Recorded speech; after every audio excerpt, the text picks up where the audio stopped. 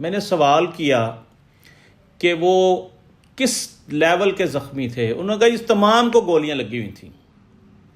میرا سوال اور باب اختیار سے ہے کہ پولیس بھی ہماری، یہ لوگ بھی ہمارے، ہم لڑائی کس کے ساتھ کر رہے تھے؟ ہم کس کو مار رہے تھے؟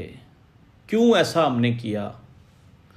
جبکہ حالات یہ بتا رہے ہیں کہ پاکستان میں تحریک لبیک نے پہلی دفعہ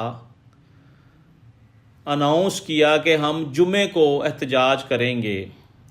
3 دن 4 دن پہلے ہی ان کو اجازت مل گئی، اور اس کے بعد یہ کریک ڈاؤن، یہ جلاؤ گراؤ، یہ پکڑ دھکڑ مار کٹائی، لگتا یہ ہے کہ کسی بڑی پلاننگ کے تحت اس جماعت کو صفحہ ہستی سے مٹانے کا پلان کر لیا گیا ہے.